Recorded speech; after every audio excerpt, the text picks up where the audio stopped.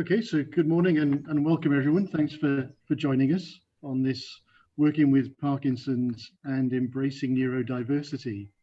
I mean, they're topics that I, for one, am guilty of not understanding fully and maybe not even awareness, which has become increasingly clear to me through a number of conversations, not least from our speakers this morning with Russ and Charlotte from Parkinson's Concierge. I think I had so little awareness in my world of what the symptoms are and the challenges, as well as the opportunities to make things better that we all collectively have. And conversations with Elizabeth around neurodiversity and topics like emotional intelligence and all these things, which I don't begin to understand, but I find fascinating because it's a people behavior thing. So as part of working with our members and our network at One Nucleus, I'm very keen that, you know, the healthcare sector and biomedical research and bringing innovative treatments and interventions, there is no better alignment between wanting to be an employer of choice and treat everybody appropriately. And we want that for global access. We want to make patients' lives better as a collective. And companies themselves want to be seen as employers of choice because that helps them engage their staff, recruit and motivate. So it's a pleasure to cover a topic like this morning. Like I say, where my knowledge of it was somewhat low, shall we say. So I'm hoping to learn a lot more. And from that perspective, if I could just ask, as Jazz had mentioned, perhaps when you're joining, if we can stay on mute unless actually speaking, then that gives as much clarity as we can. Do use the chat box to post comments or questions, and I'll try and come back to them as we go through or after both presentations. But without further ado from me, then I think I'll probably like to hand over to my two favorite people to championing a patient's cause, I have to say, and that's Russ and Charlotte, because I think you bring such an energy and perspective when we're all trying to think, how do we be patient-centric? I think you give a really good grounding. So I'll hand over to Russ and Charlotte. Thanks, Tony. Thanks, Tony. Good morning, everyone. Thanks for the invitation to be here and talk to you a little bit about our story and cover the topic of neurodivergence, which is something that Charlotte and I push for as part of our campaign when we're out waving the wand for people with Parkinson's. So a little bit about Charlotte. Yes, hello everyone. My name's Charlotte Allen. I'm 53. I was diagnosed with Parkinson's at 36. Since then, I've continued to work full time. I have two businesses, one an insurance recruitment agency and the other Parkinson's Concierge. Russ and I met 3 years ago on a Facebook support group and decided that we wanted to do something to help the Parkinson's community, be a voice for everyone and campaign in sort of areas that weren't really covered. And because of my recruitment background as well, in the workplace, I think there needs more awareness globally with companies to understand what it's like really living with Parkinson's. Good morning. My name is Russ Bradford. I was diagnosed with Parkinson's 8 years ago.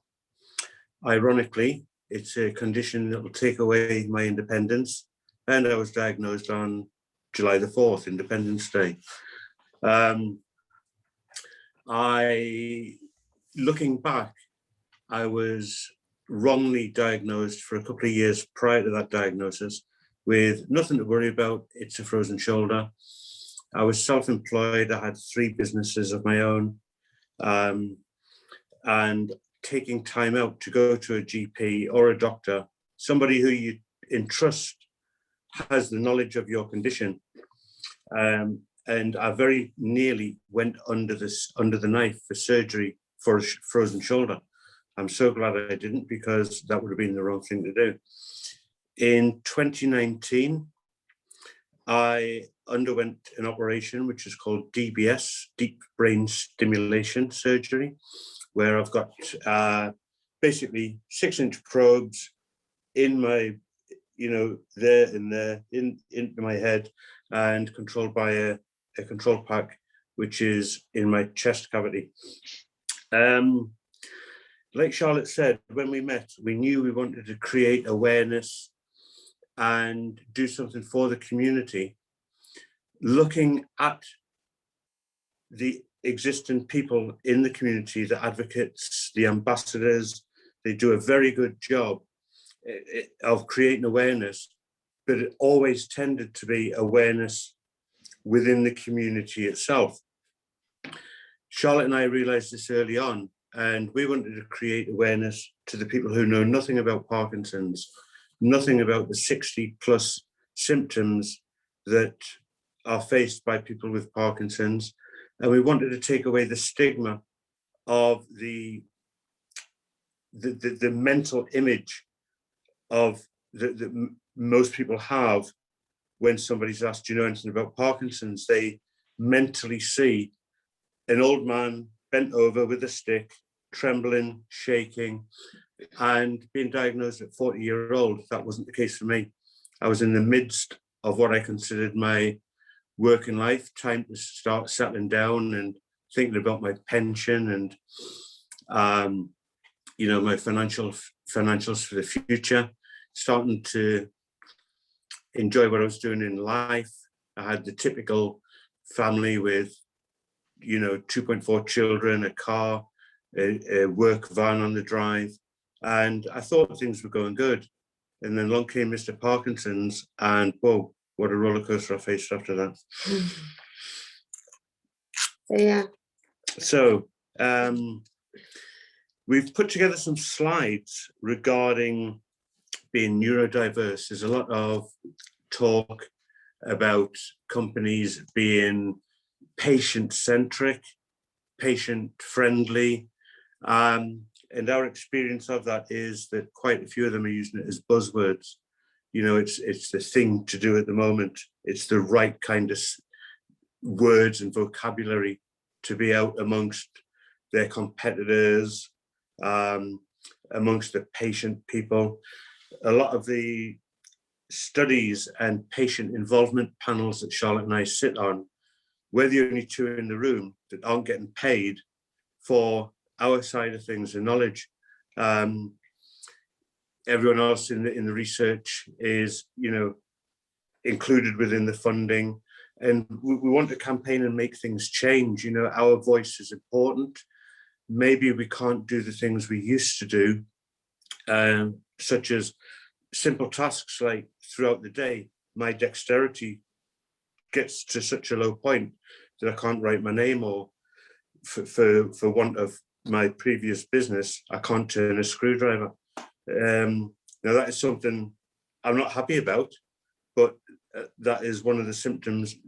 Loss of dexterity is one of the symptoms of having Parkinson's, unfortunately. And at such an early age, you can only imagine how devastating that feels, both to my pride as a man, the DIYer I used to be, and on a professional level as well. When you sat in front of somebody at a meeting and you're trying to take notes, and as soon as you leave the meeting, you look at the notes and you can't even read your own writing. So neurodiversity is definitely something that Charlotte and I campaign for, in so much that we belong to a kind of spectrum as such. And within that spectrum, there are so many facets and variants and variables that need to be addressed. Now, maybe, as I said, I can't write or type very fast, but there's products out there, such as like certain software that allow you to talk to your phone or your computer or your laptop, and it'll type. It's basically like text to type, Word isn't recognition. it? Voice recognition software. So for my situation, maybe I can't use a keyboard as quickly as the person sat next to us, or in a work situation, somebody else in the office. But my knowledge that I've gained over the years could be put to good use if a company with good characteristics of employing neurodiverse people were willing to take me up. And quite often they can get help from organizations such as Access to Work to pay for those products that may be needed by me. Right, when you're ready. So we've put together a little slideshow, so we'll just talk you through it as we go.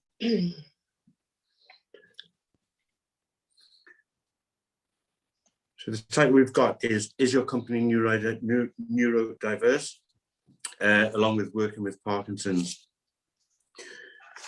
It's not an easy task. As you can see on the left-hand side, one of our good colleagues has put together some illustrations depicting various aspects.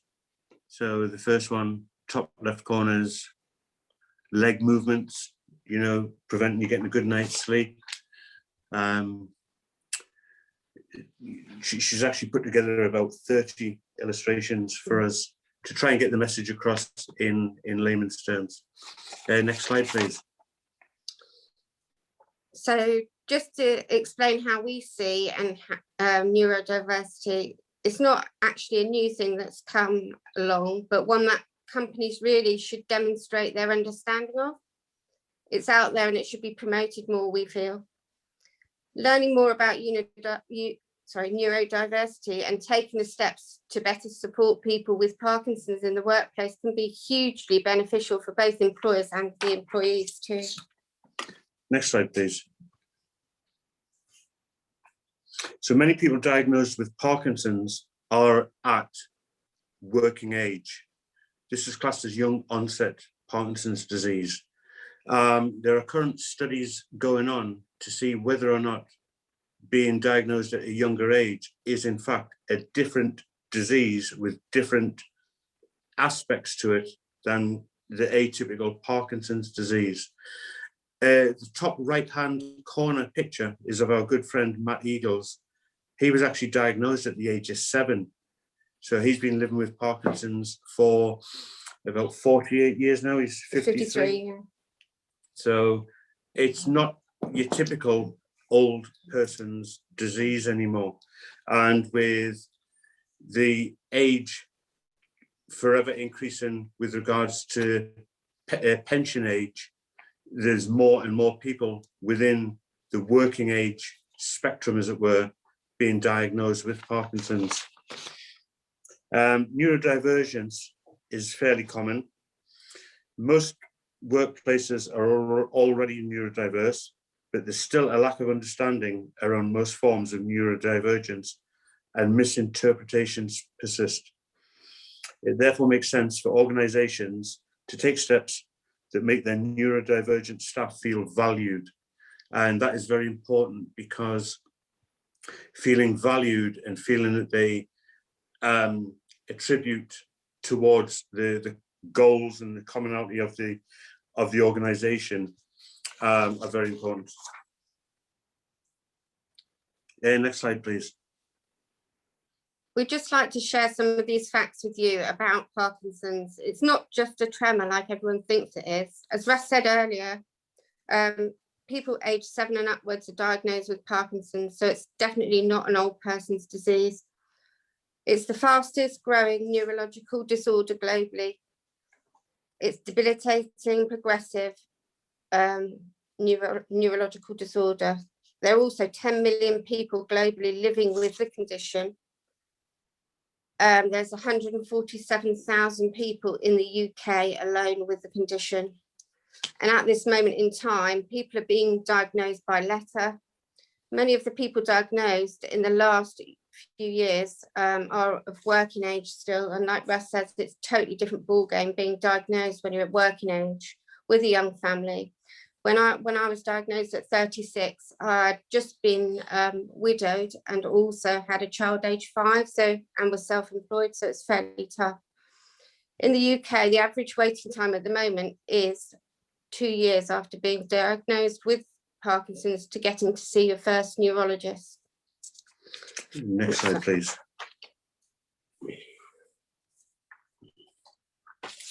So a little bit more about Parkinson's, a couple of did you knows. Excuse me. Number one is that we're all different. As I mentioned at the start, there's over 60 plus symptoms of Parkinson's that one could suffer from. There's no set pattern, there's no cure to this date. The outside world generally knows nothing about the condition until they or a member of their family or friends are diagnosed with it. When I was diagnosed, I fell into that category. I knew nothing about it other than it's an old person's condition and it makes you shake. How wrong was I? The side effects of the medication themselves can cause horrific compulsive behaviors. We know of cases where people taking a certain product have become alcoholics. They become focused on sorting, arranging, purchasing products, and then trying to either hide this particular aspect or behavior. People with Parkinson's sometimes can't walk, and we've got friends who can't walk forward, but yet they can run backwards. It's very, very strange. And another important aspect is what's known as the gold standard of medications for Parkinson's.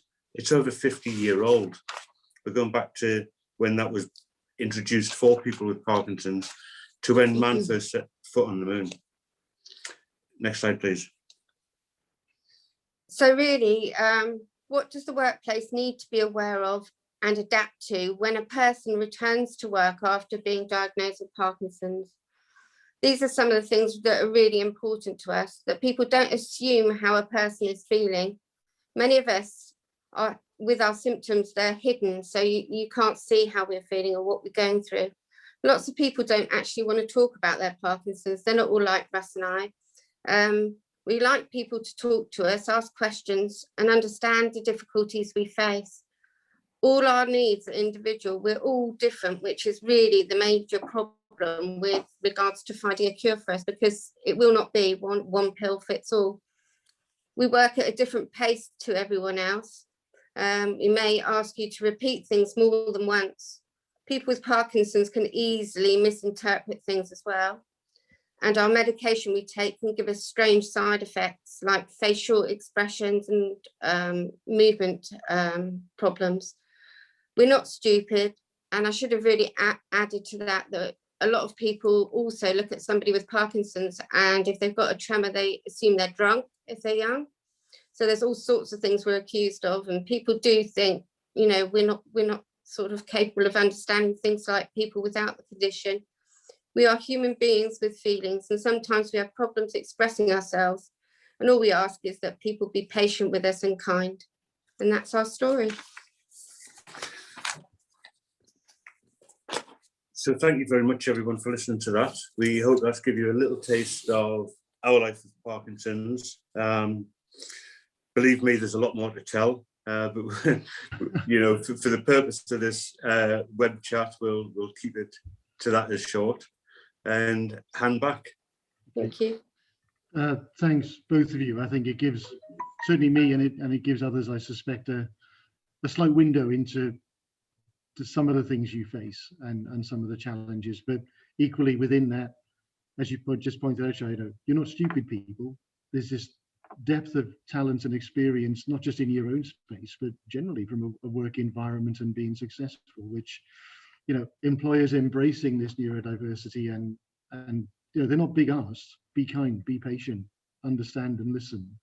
And I think we probably all can take messages from that.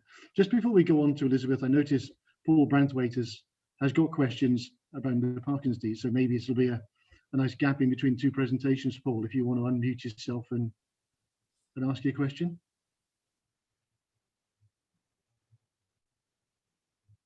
You're still on mute, I think. Okay, can you hear me now? Yeah, good stuff. Excellent, okay. Sorry, this may take a couple of minutes. By the way, Russ, where are you from originally? Are you trying to pick up on my accent? Aye. A mixture, my friend. I was born in Gateshead. Aye. I then went to live in Australia for 8 years. Yeah. And when I came back to the UK, I tried my hardest to get rid of my Australian accent. So I didn't fit in at the time, and I don't fit in now. But You still got the gates. You still got the Gateshead. I'm from Sydney, so I'm officially a Mackem. But you know, we won't go into the racial connotations of that. Anyway, so just some context. I worked in Parkinson's disease and drug development a while back, and I worked with both bromocriptine and ropinirole. So some of the symptomology you've been describing, the the festinating gait, the fact that you see a line across your pathway, you can't judge the distance to see whether it's a step or not. There are some bizarre consequences of Parkinson's disease. But I wanted to talk about specifically one of my colleagues who I've been friendly with for friends with for about 30 years. The problem for him is he was a thought leader in his space. He was one of the probably top 10 infectious disease gurus on the planet.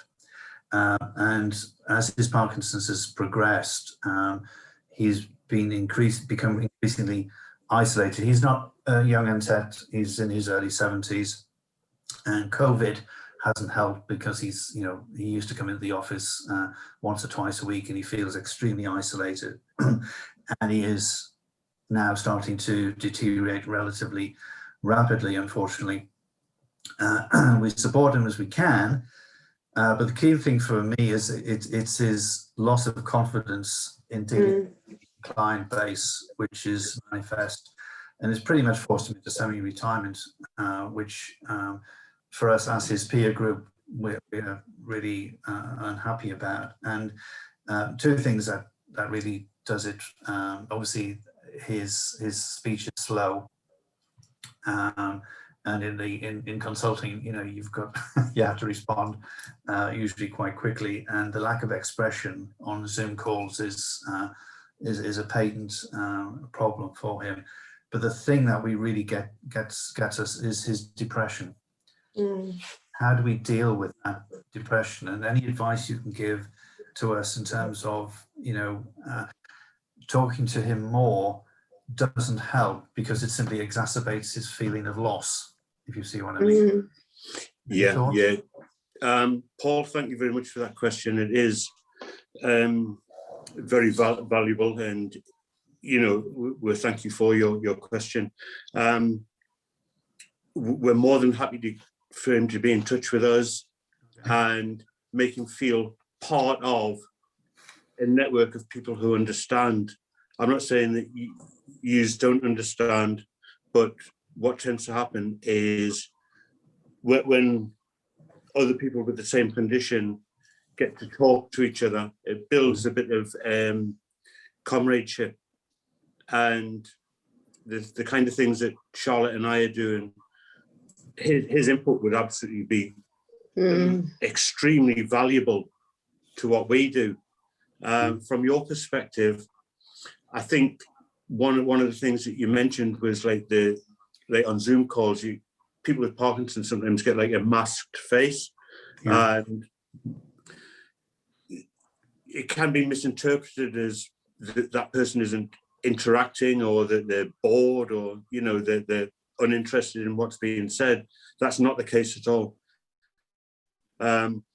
It's unfortunately one of the conditions of having Parkinson's. Quite often my face looks like, I'll be blunt, as if I had a stroke. Sometimes just one side of my face remains unmovable, let's say. Also, I think we need to mention as well, some people in the UK are lucky enough to have a multidisciplinary team. A lot of people don't. If you do, it's really good, and that normally includes a psychotherapist, doesn't it? It does, yeah. Who really should be assessing someone, with feelings, or someone who is feeling depressed, and they can ask to be referred to that sort of person who specialises in depression within the Parkinson's arena. Okay. Yeah. And maybe that's sorry to interrupt, Russ. My problem with my colleague is that he's a physician. He is surrounded by physicians. One is a CNS expert, but it's still I don't think A, he's getting the help he needs, but B, he's closing down. You know, and trying to get him out of that. Thank you for your offer to. I'll make the offer. I'm not saying that he will take it. Lovely, thank you. I'd welcome you to do that, please, because if he's, I'm not, you know, he'll be very much valued where in his working environment, the questions that you ask, but quite often it's just something that little tiny spark that we have from person to person. I'd say, you know, time to reach out, please. Okay. Thanks, Paul. Tony, if you can supply contact details, that would be. I will do. Yeah. Thank you. Thanks. But I think that might be Tony. No, that might be a thing we come back to after Elizabeth's talk as well, because I think that touches upon the broader neurodiversity element here as well. So I'd like to ask Elizabeth Goodman to take us through her presentation about neurodiversity, and then we'll see whether the two worlds overlap as we get into the Q&A after. So I would encourage people to keep posting questions and comments into chat, and we'll come back to them. And Jazz, I guess you're going to share the screen now for Elizabeth. Oh, I'm going to share it myself, actually. Oh, yeah. I'm just going to pick it up and do that. So thank you very much, Tony, for inviting me to participate. And thank you, Russ and Charlotte, because you certainly met one of your objectives for me, which is creating awareness around Parkinson's disease. I was intrigued as to why we had the two talks on today, and now I know why. So thank you for that. Tony, if you could just monitor the chat box, because what I'd like to ask people is just to post what your current level of understanding is around neurodiversity in the workplace. Just give some general indication, because when I designed this talk, I was assuming that people either didn't know much about it or just knew a little. And if there are people in the audience who know a lot about it, it'd be great to know that too. So a little unofficial poll would be very helpful. So I'm Elizabeth Goodman. I run my own company, Reverie. Our focus is not on neurodiversity, but it's becoming more so.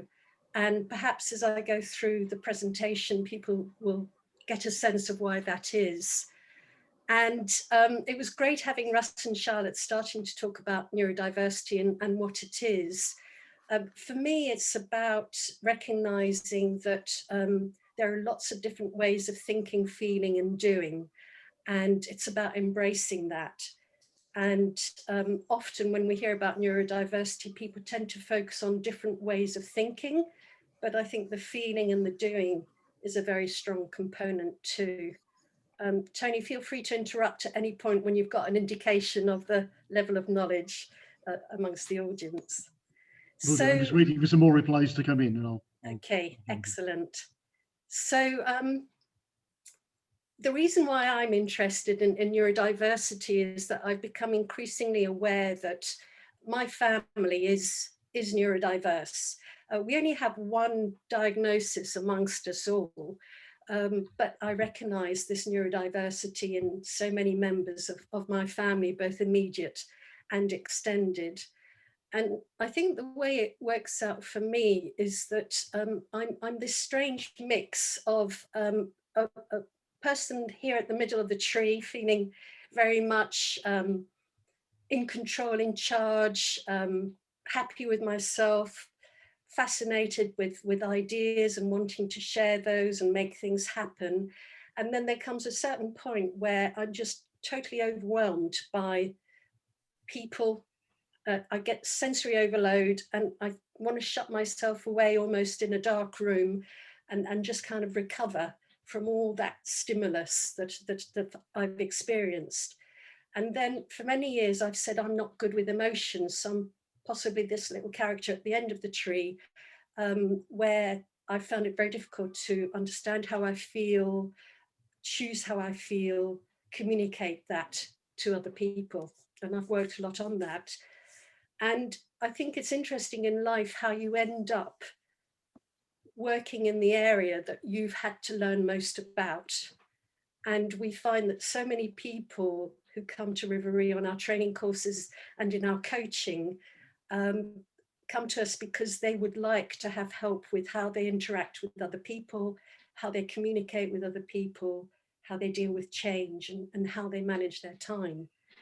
And all Elizabeth, if I could just feedback, what I'm seeing coming into the chat box is lots of people feeling it's relatively low, or they'd like to know more, and they're just realizing how low the awareness or knowledge is.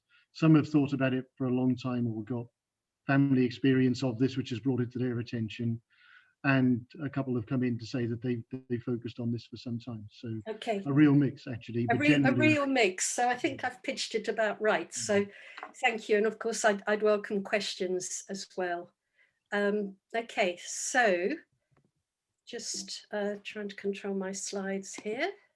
So I've done this little illustration about some of the situations that you might be familiar with in the workplace that people might encounter.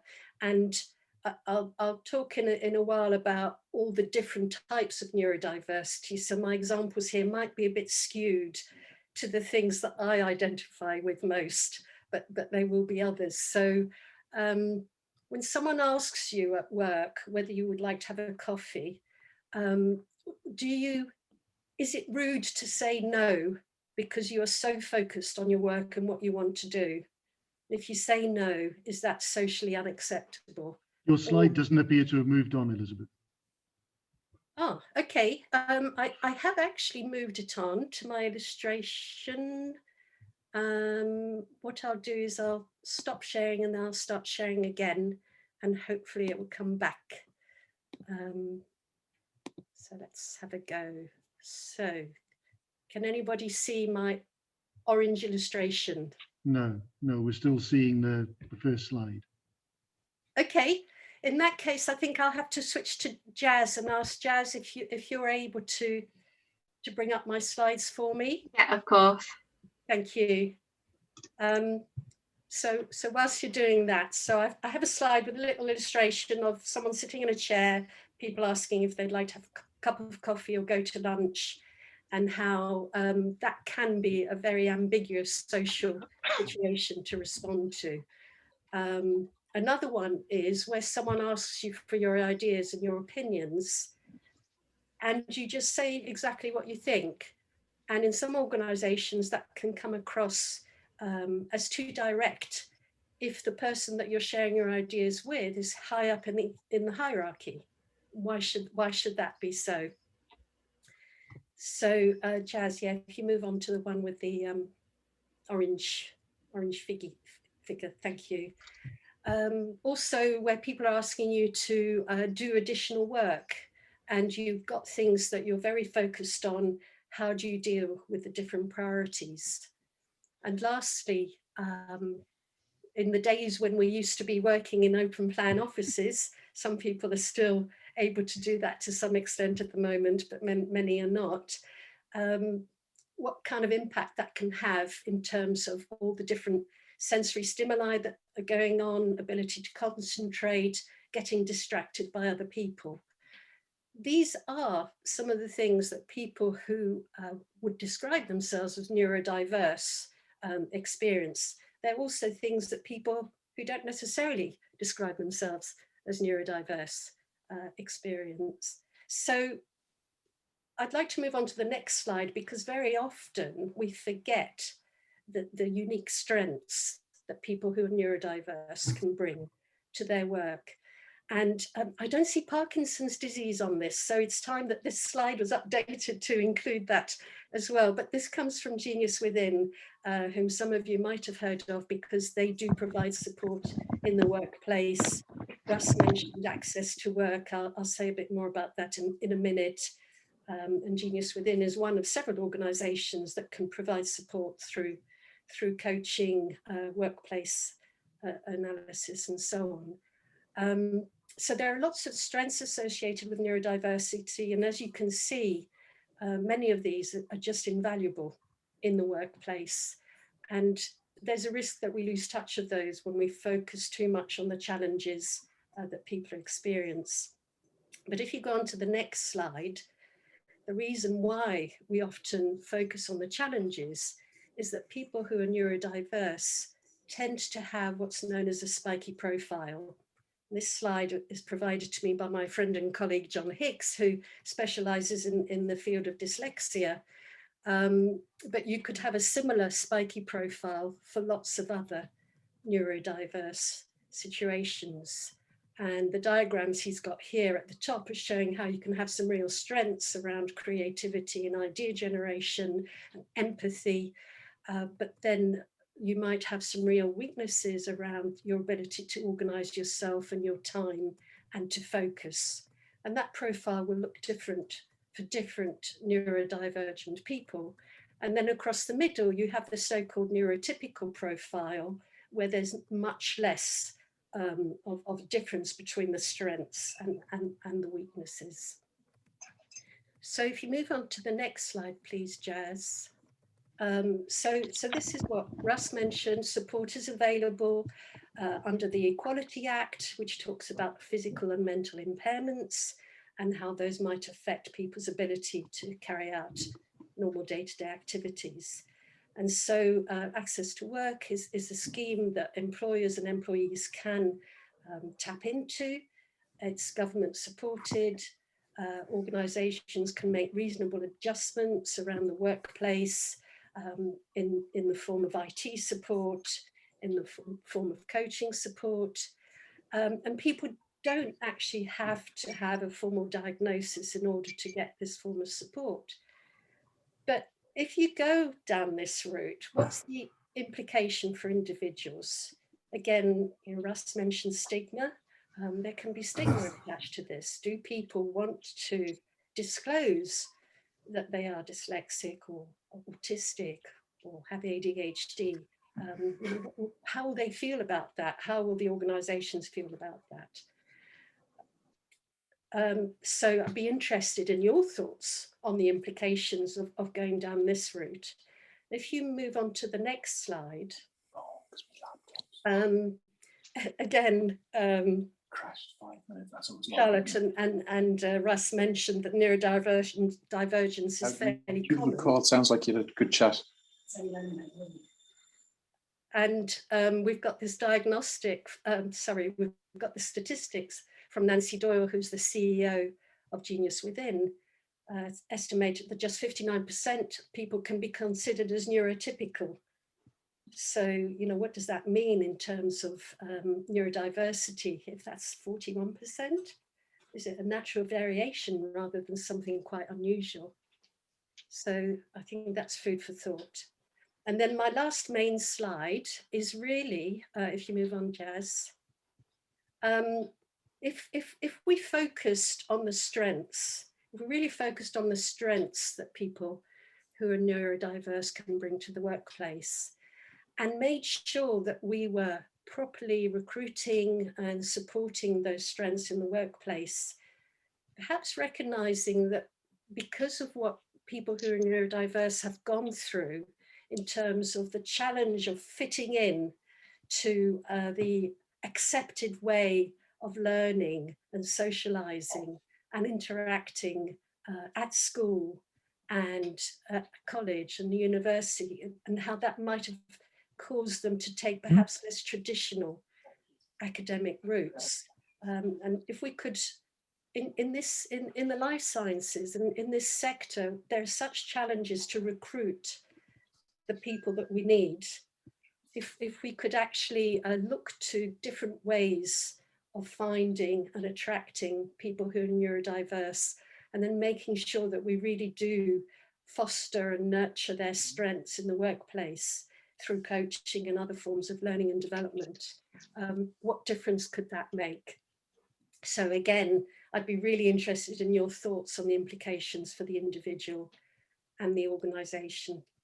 So I have one last slide, which is, two last slides. So this one is, how well are we actually embracing the strengths and opportunities associated with different ways of thinking, feeling and doing? And then my very last slide, I believe it is my very last slide, I just want to say thank you to John and Julie Miles from the Spectrum Guru, Karen MacDonald, who I spoke to as I was preparing this presentation. So although, as they say, I am entirely responsible for any errors or misconceptions that might have cropped up as I've shared this presentation with you, I wanted to thank them for their input. And obviously I'm available if you'd like to discuss this further. Thank you. Back to Tony. Thank you, Elizabeth. I think the two talks, one after the other, just for me saw so many things that maybe Parkinson's disease not being on that slide, for instance, is part of that awareness raising that's required. But one of the questions came up, I'd also gotten it written down actually from after Paul asked his question about the impact on his colleague of remote working and the pandemic and so forth. Has there been any positives? And this is to you and Russ and Charlotte actually. Are there any positives from that change in dynamic that not being, maybe employers are now more flexible about how people are working, and if you lose concentration for a bit, will work at different hours? Has this sort of shift to home working and greater flexibility, is there a positive side that we can look for embracing in that, do you feel? Yeah, absolutely. Sorry, Charlotte, do you mind if I just... No, that's fine. Yeah. So we are all aware that this form of working has created positives for many people as well as negatives. And some of the positives are for people who are neurodiverse in terms of having perhaps where they haven't had to juggle young children and work, having a quieter place to work where they can focus more and not have that distraction from other people. That's for some neurodiverse people, and for others, it would have been more challenging because of not having the level of interaction that actually they thrive on. So it goes both ways. I'm just preparing an article for another organisation that specialises in neurodiversity, which is called Creased Puddle, which is all about creating some guidance for employers, managers and individuals about the return to the normal way of working for people who are neurodiverse, and what employers and managers can do to engage in the conversation about that. So we'll hear more about it. Absolutely. And Charlotte and Russ, your take on that? I think since COVID arrived and people are able to work from home, I think that is more of a positive thing for people with Parkinson's, because essentially they can't really plan every day that's coming. No 2 days sometimes are the same. I think really now employers are seeing that you can work from home.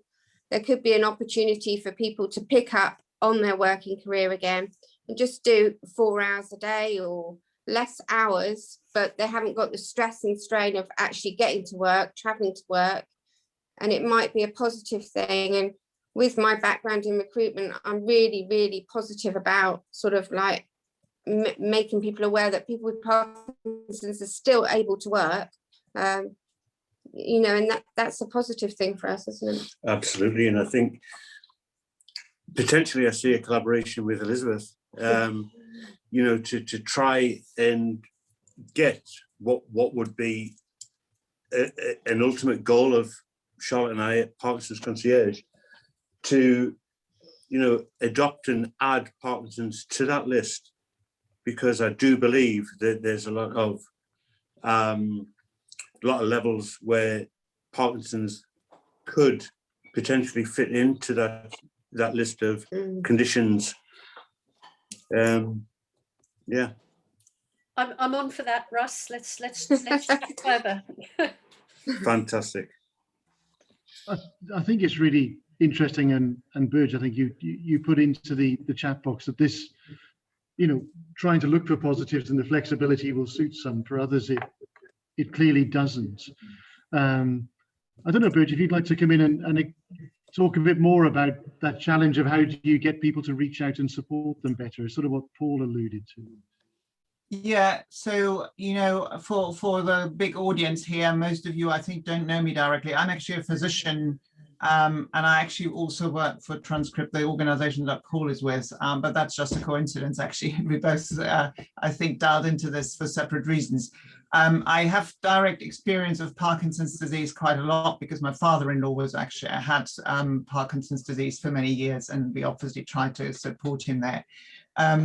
But I think, you know what, I just wanted to actually compliment you and Tony and the organizers on here to start with, is actually to put together this symposium with these two very different angles, where, you know, on the one hand, you describe Parkinson's disease, which is, as you say, a very diverse condition in its own right. And then you trying to translate this into issues in the workplace. So I think what you're trying to do here is fantastic. What I'm, you know, what I've observed certainly is, you know, as people before said, you know, there is certain advantages of the virtual environment, that we have more opportunities in a way to reach out to people. But the challenge I also see when I think of the diverse spectrum on Elizabeth's slides here of people, you know, people with dyslexia, ADHD, and that sort of condition. So I'm not so much thinking of directly Parkinson's, but the general sort of spectrum of what you now calling neurodiverse people, which is actually not what I had thought of initially when I came into the symposium, but I was thinking about it even wider and more general. So my point here is that, you know, this virtual environment has definitely presented a lot of challenges to people who they just have to sit at home the whole day long.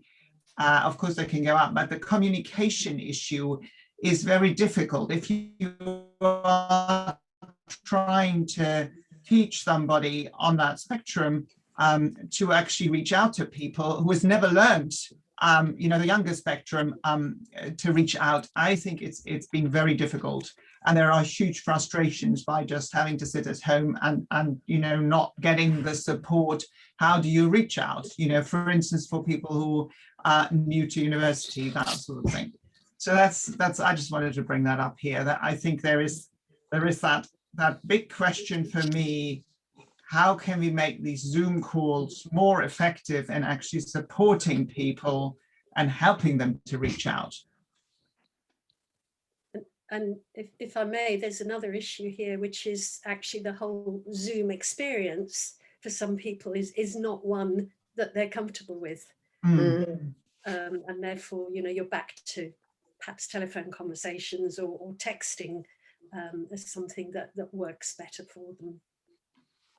And I think it's an interesting point. It's what can we do to support neurodiversity and those individuals, you know, because I guess generally speaking, you know, employment practice has been to support, I don't know, physical disabilities in the sense of that maybe is more obvious the symptoms, but not the hidden ones that we don't see.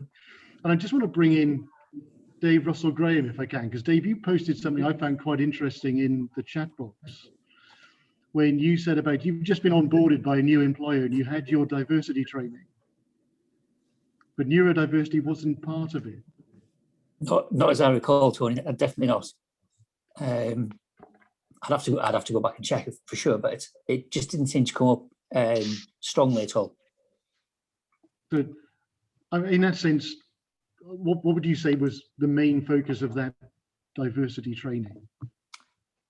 More just recognising where different people are coming from, but not necessarily into the diversity piece. So, you know, different backgrounds. I'd say much more. Yeah.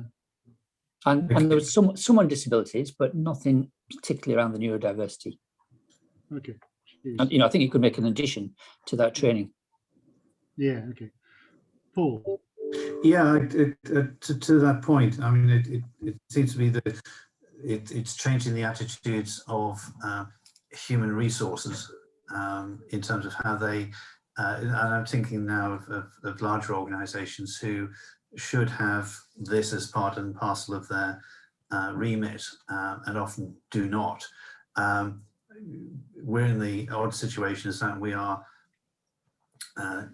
progressing from being a relatively modest organization of some 50 people, and we've got growth trends. And one of the issues that came up in the forward planning is diversity. And normally we think in terms of diversity of, racial, sexual, orientation, all around that stuff. And I think he said garbage there, and it's not garbage, don't get me wrong. It's just the thought flow. But the idea of diversity as inclusivity in elements of the population who we work with, because we're in drug development, for God's sake. It's our raison d'etre is to try and mitigate some of the complications of these diseases. And Berger and I been talking recently about things like muscular dystrophy, etc., etc. But that again is physical. It has mental component, absolutely. But the idea of thinking in the broader sense of how do we incorporate people with diverse skill sets as well as diverse issues is something that we as a society have barely scratched, in my view. Anyway, I'm shutting up again, Tony.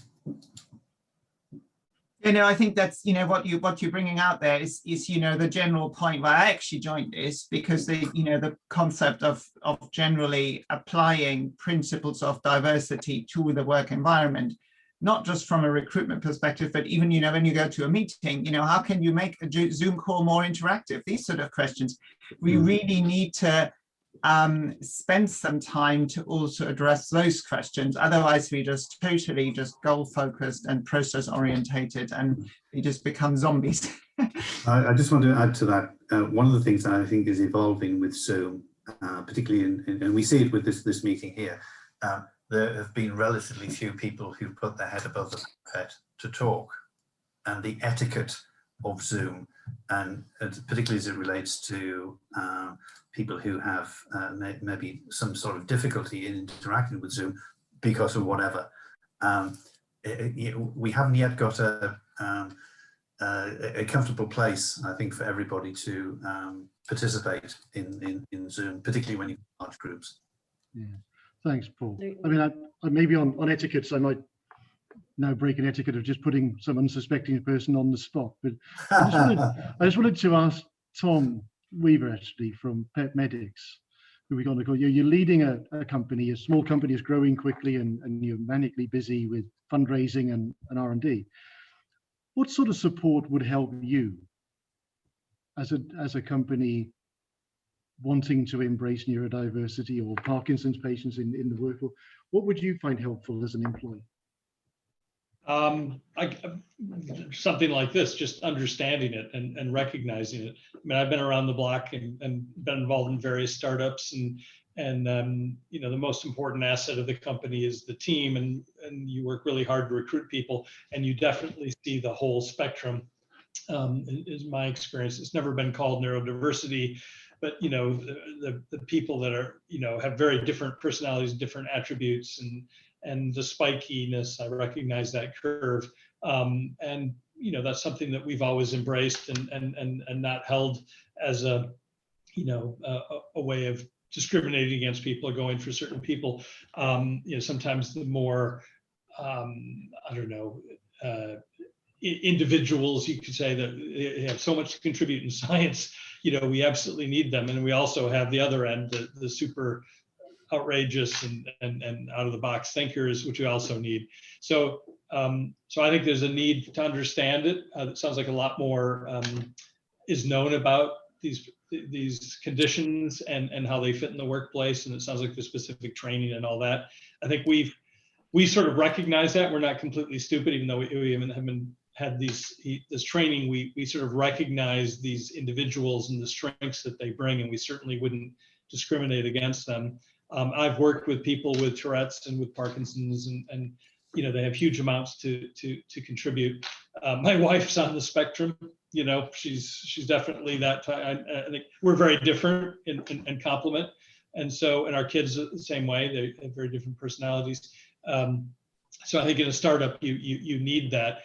So I think the support is that we should talk about it. We should recognize that we do actually have,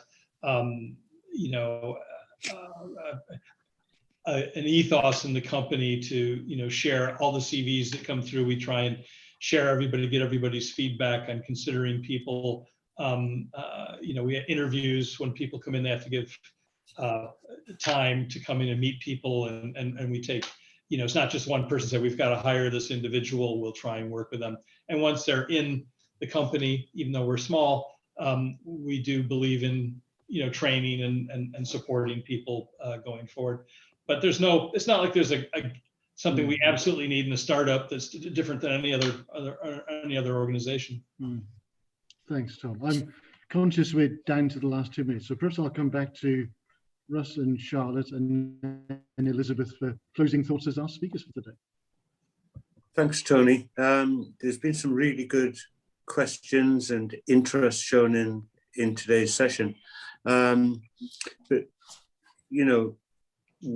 just to, like Parkinson's Concierge strives to be a voice of the unheard, the ones who look for change, but their voice becomes muffled amongst the noise of others. So we want to be, straight to the point.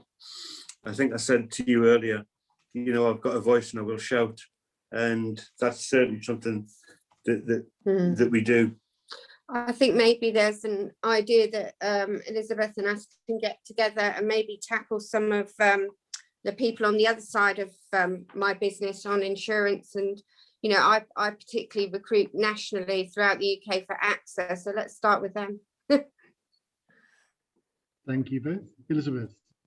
Yeah, I think picking up on what Tom was saying, if we can embrace neurodiversity as part of diversity in general, picking up on what Dave was saying as well, we need to see it in discussions about diversity.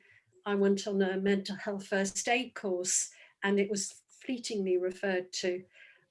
So if it can really embrace neurodiversity as part of diversity in general and do that in our recruitment practices, and also in providing the learning and development support. I'm passionate about coaching as a way to really understand individual strengths and help to bring those out fully. Then that will be a terrific journey to continue on.